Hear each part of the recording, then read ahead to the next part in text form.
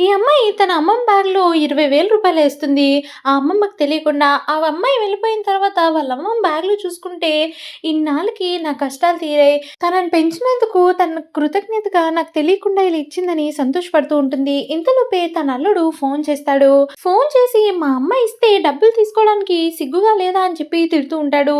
అది విని ఆవిడకేమీ అర్థం కాదు. ఒక్క క్షణం ఆగిపోతుంది. కానీ వాళ్ళ అల్లుడు మాత్రం మేమింత కష్టపడి తనని పెంచితే నీకు డబ్బులిస్తుందేంటి అని చెప్పి ఆ అమ్మాయిని తిడుతూ ఉంటాడు. వాళ్ళ అత్తని కూడా చూడకుండా తిడుతూ ఉంటాడు. ఇంక సడెన్‌గా వాళ్ళ అత్తకి చాలా కోపమొచ్చి, "నువ్వు పెంచిందేంటి? మిమ్మల్ని చూసుకుందే నేను" అని చెప్పి రివర్స్ అవుతుంది. "అప్పట్లో నా కూతురు నీకు తెలియకుండా 10,000 తీసుకుంది. ఆ తర్వాత నేను మీకోసం ఇల్లు కొనిచ్చాను. తర్వాత మీకోసం కార్ కూడా కొనిచ్చాను. ఇన్ని చేసినందుకు ఇచ్చుంటుంది" అని చెప్పి గట్టిగా అరుస్తుంది. దాంతో "నువ్వు ఎలాగైనా సరే నా 20,000 రిటర్న్ ఇవ్వాలి" అని చెప్పి ఫోన్ పెట్టేస్తాడు. తర్వాత వెంటనే వాళ్ళ కూతురికి ఫోన్ చేసి, "ఇదేంటి మీకోసం ఇన్ని చేస్తే ఇలా మాట్లాడుతున్నాడు మీ ఆయన" అనేసరికి, "నేను తనకు అర్థమయ్యేలా చెప్తానమ్మా" అని చెప్తుంది. తర్వాత తను చాలా బాధపడుతూ ఇంటికి వెళ్తుంది. ఊరు నుంచి రావడంతో వాళ్ళ ఆయన కూడా రిసీవ్ చేసుకుంటాడు. వచ్చి రాగానే తన కూతురు, వాళ్ళ ఆయన, తను ఉన్న ఫోటోని అలా దీర్ఘంగా చూస్తూ ఫ్లాష్ బ్యాక్‌కెళ్తుంది.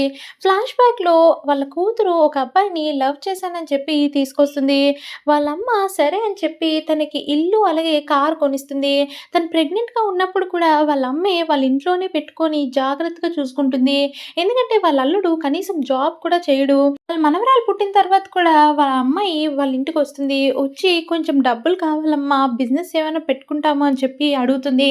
దాంతో ఇంక వాళ్ళమ్మ ఆళ్ళ అల్లుడు ఎలాంటి పని చేయకపోవడంతో తన కూతురు సఫర్ అవ్వడం ఇష్టం లేక సరే అని చెప్పి తనకి కార్డ్ కూడా ఇస్తుంది.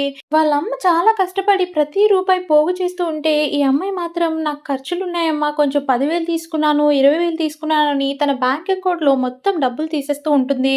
ఇలా డబ్బులు తీస్తూ పోతుంటే ప్రతి నెల వీళ్ళిద్దరూ నా మీదే ఆధారపడతారు. నేను చిన్నప్పటి నుంచి కష్టపడి సంపాదించి నా మీద నేనే ఆధారపడ్డాను. వీళ్ళు కూడా అలానే వాళ్ళ కాళ్ళ మీద వాళ్ళు నిలబడాలని చెప్పి వెంటనే బ్యాంక్‌కెళ్తుంది.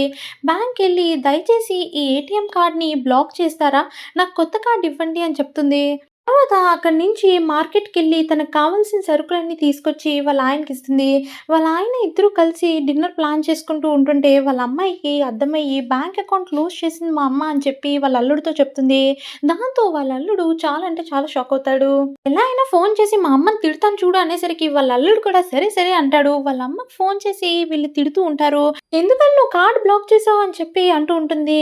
అది విని వాళ్ళ అమ్మకి చాలా కోపమొస్తుంది. వాళ్ళ అల్లుడు ఉలిక్కిపడతాడు. ఇక మీదట నా మనవరాలికి మాత్రమే సేవింగ్ చేసి దాచిపెడతాను. అవసరమైనప్పుడు ఇస్తాను అని చెప్పి ఫోన్ పెట్టేస్తుంది.